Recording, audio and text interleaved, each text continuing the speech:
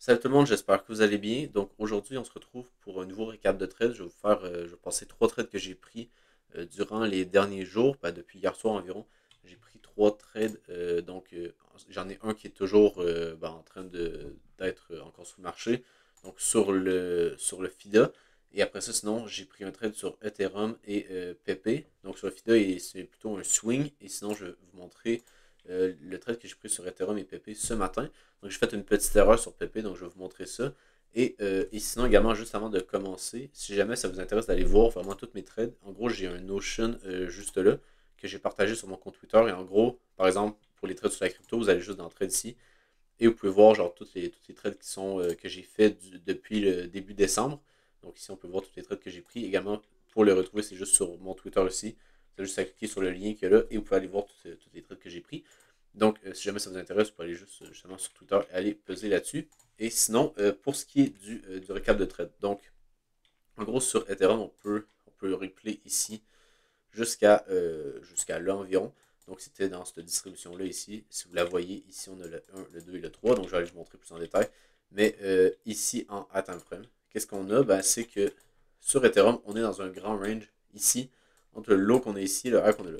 Donc, tant qu'on ne vient pas dévier au-dessus ou en dessous, on ne peut pas vraiment dire si c'est une accumulation ou une distribution.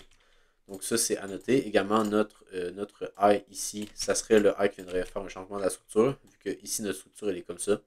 Et si on viendrait casser ça ici en H4, on passerait maintenant aussi. Si jamais on vient casser ça ici, on est toujours baissier et ça serait aussi simple que ça. Et là, on pourrait créer une autre structure, par exemple ici, venir la recasser et là, passer aussi en H4. Mais pour l'instant, on est toujours baissier sur Ethereum en H4 en suivant la structure du marché.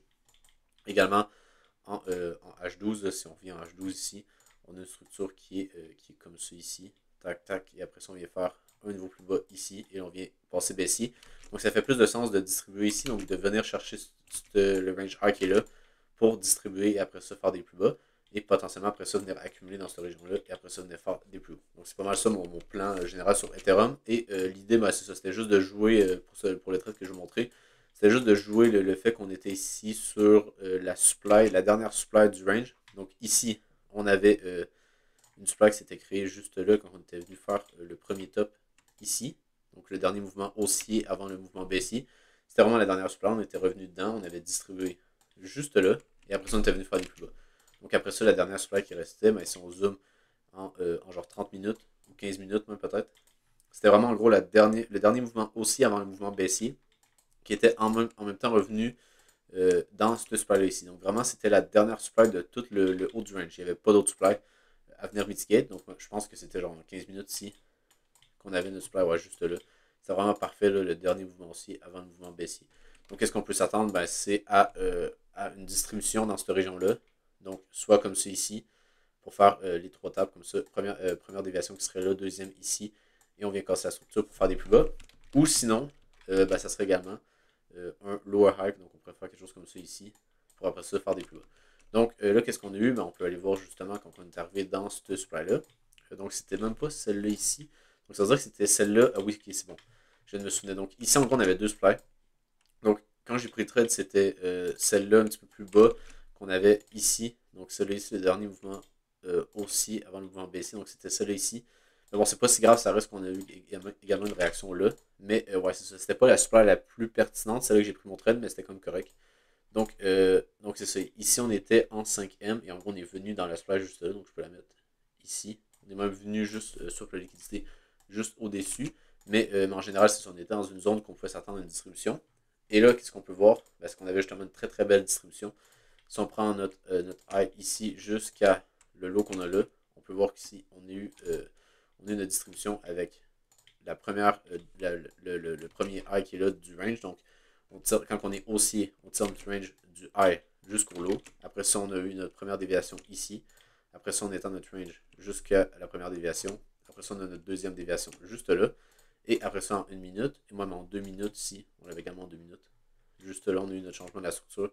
C'est fait là.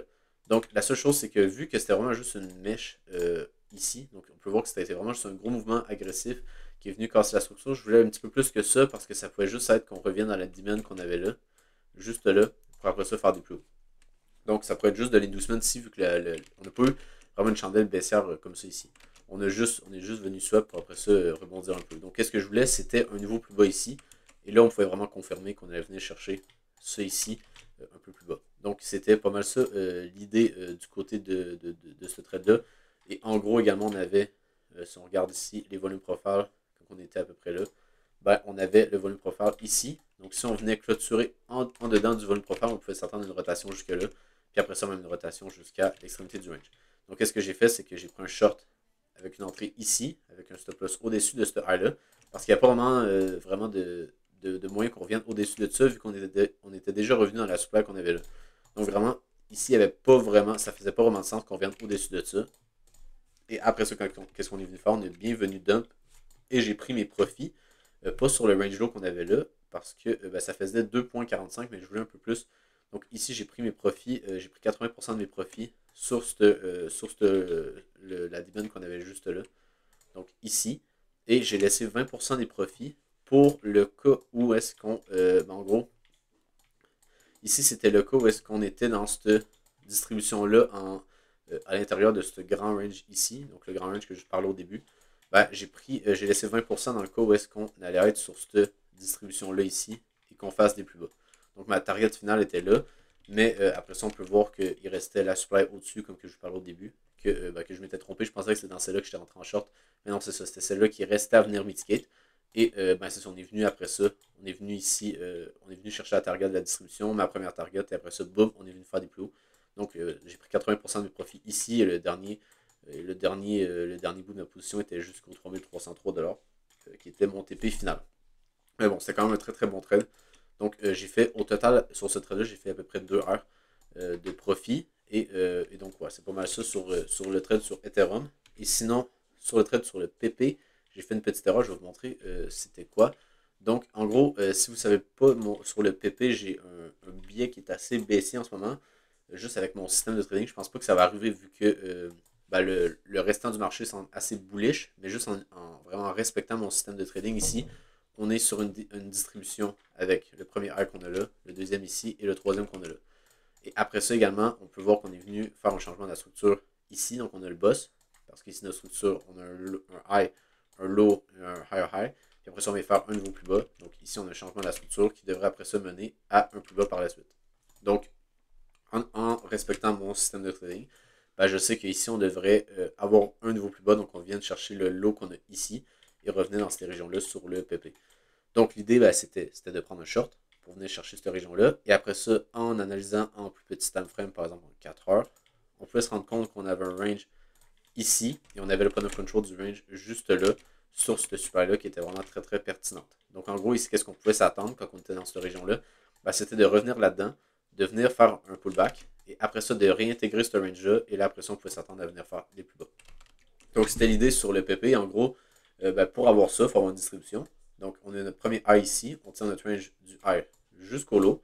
Après ça, on a notre deuxième high qui se forme ici, donc notre deuxième déviation, et elle est valide, parce que si on prend notre outil de déviation, on peut voir qu'on a vraiment juste eu une chandelle qui a clôturé au-dessus, puis la deuxième est directement revenue en dessous.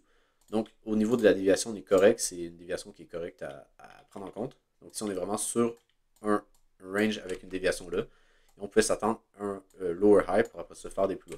Donc, c'était ça l'idée. Et après ça, si on va en low time frame, pour voir comment que le lower high se forme, ben, ici, techniquement, si on fait juste prendre mon système de trading, puis comment je le montre que je trade, ben, c'est qu'on a, en gros, par exemple, quand on est sur une distribution comme ça ici, avec un lower high comme ça, pour tenter de faire des plus bas, ben c'est qu'on regarde la structure entre le low qu'on a ici, et le high qu'on a là, puis quand on vient la casser, quand on repasse bearish, ben on peut rentrer en short et target le low qu'on a ici.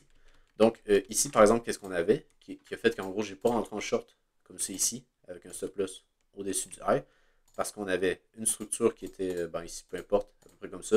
Après ça, on a eu un retracement, puis après ça, ici, on est venu faire un niveau plus haut là, après ça, un niveau plus bas ici et un niveau plus haut.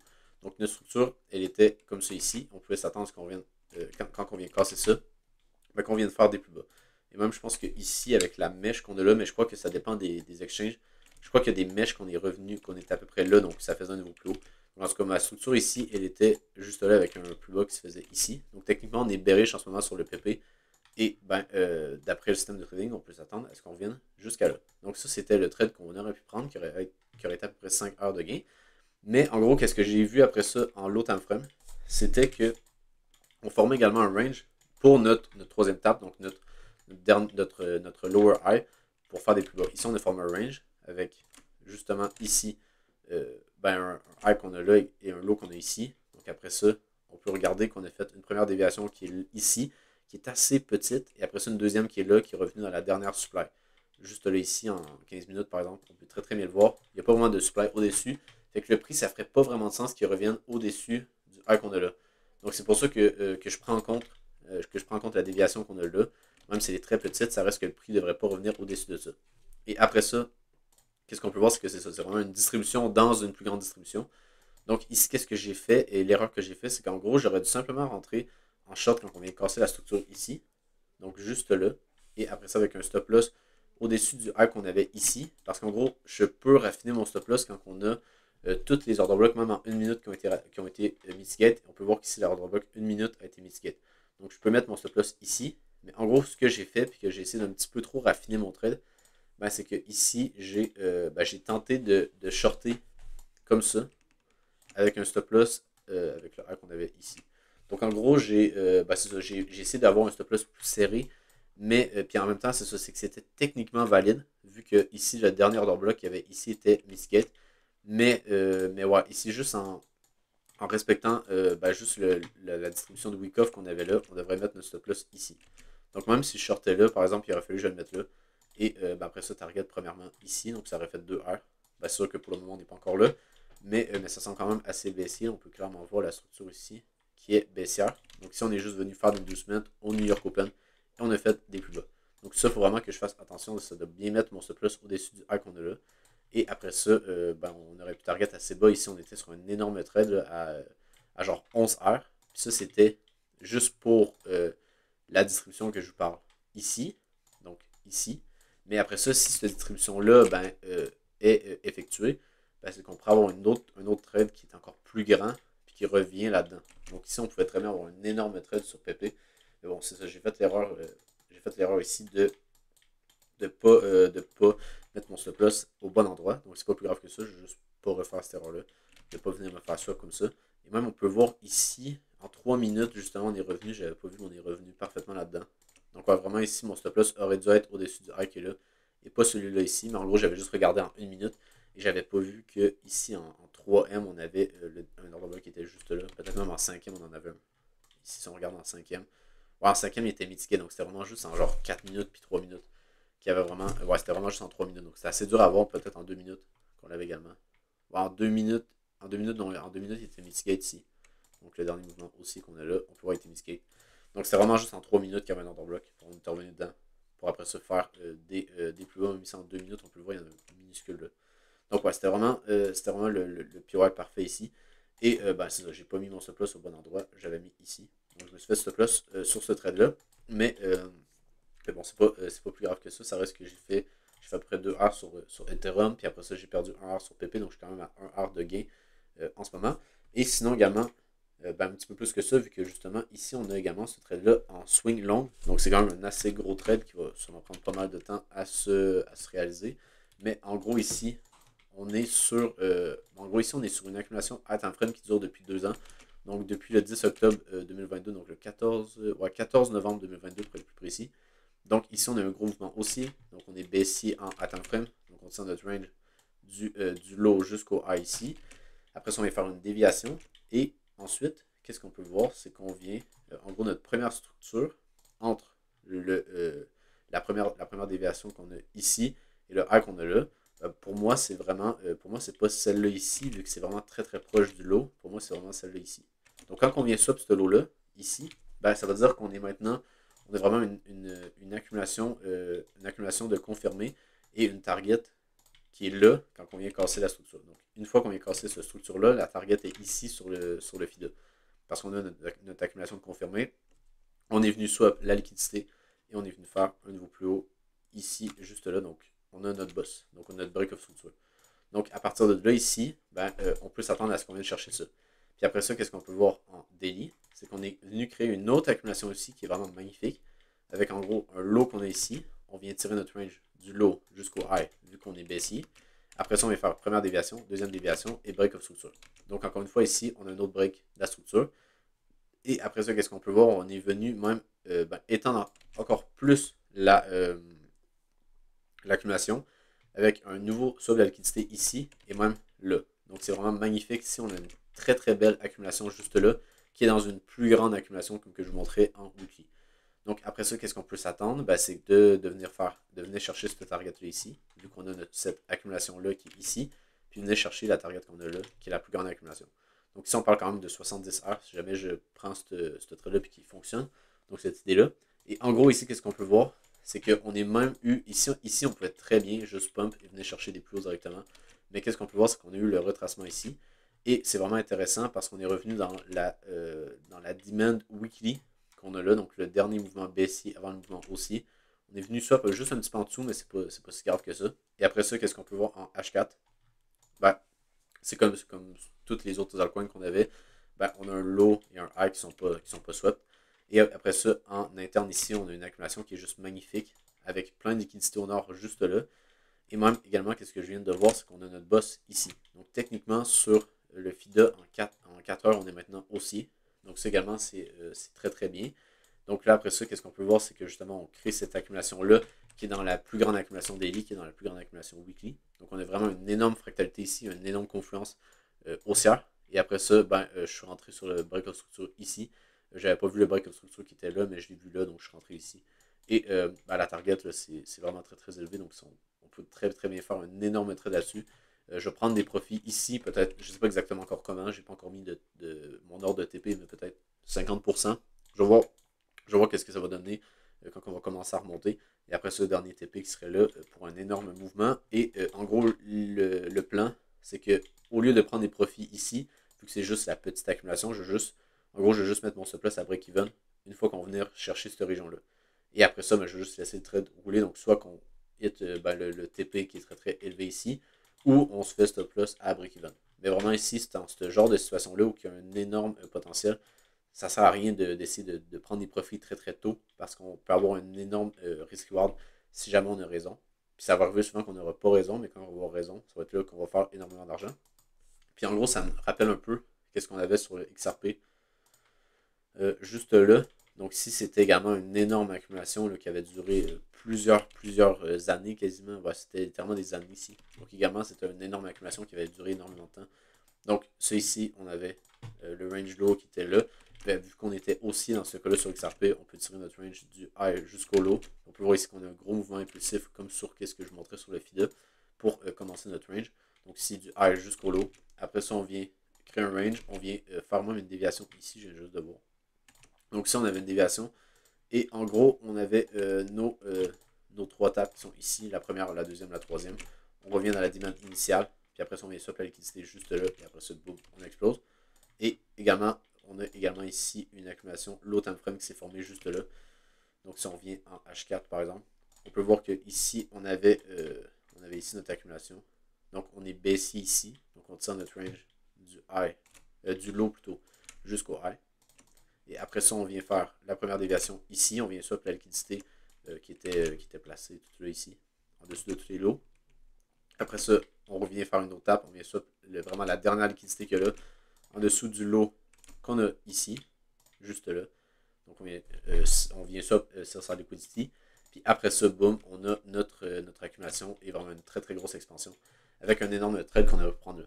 Donc en gros, c'est vraiment ça le but et c'est pour ça que je vous dis qu'une fois qu'on va venir chercher la target de l'accumulation low time frame, je vais juste mettre mon stop loss à break-even, mais je ne vais pas prendre des profits parce que ici, imagine prendre des profits là pour après savoir ce mouvement aussi là. Donc moi, c'est ça que je m'attends sur le FIDA. Donc c'est pour ça que je ne vais juste pas prendre de profit ici, puis je vais juste laisser le trade courir. Et ici, on pourra avoir ce genre de mouvement là, à mon avis, si jamais le trade se réalise. Également, je vais vous montrer un exemple de ce genre de setup-là qui s'est bien matérialisé sur le PHA, donc le FA. Et en gros, ici, on avait pas mal le même setup. Ici, je m'attends à un retour dans ce demand-là. Mais en général, ici, on avait, en gros, si on regarde ici, on est passé aussi juste là, ici. Donc, à partir de là, on est passé aussi avec un lot qui devait être protégé là. Et après ça, qu'est-ce qu'on peut voir? On a eu un range s'est formé entre le high qu'on a là et le low qu'on a ici. Après ça, on est venu également dans la demand juste là, ici. Ouais, ici juste parfaitement. Et après ça, on avait notre premier low qui est là, notre deuxième qui est ici. Puis après ça, notre première structure dans ce mouvement aussi-là, elle est juste là. Donc après ça, on peut tirer notre liquidité juste ici. On peut voir, on est venu la swap parfaitement. Donc c'est la même chose que le setup que je montre sur le FIDA. Et après ça, ben, on peut voir qu'on est venu encore une fois accumuler ici en low time frame. Puis après ça, boum, on a explosé à la hausse. Donc on peut clairement s'attendre à ce genre d'explosion-là du côté du FIDA. On peut voir ici, on parle d'un 300%. Donc ça conflue vraiment avec ce qu'on a ici sur le FIDA. Puis de venir en gros chercher ça ici. Donc, j'espère que c'est assez clair les setups. Si jamais vous avez des questions, vous pouvez les dire en commentaire. Mais sinon, ça va être tout pour cette vidéo. Si jamais vous avez aimé, n'hésitez pas à vous abonner. Sinon, on se retrouve pour une prochaine vidéo. Bye!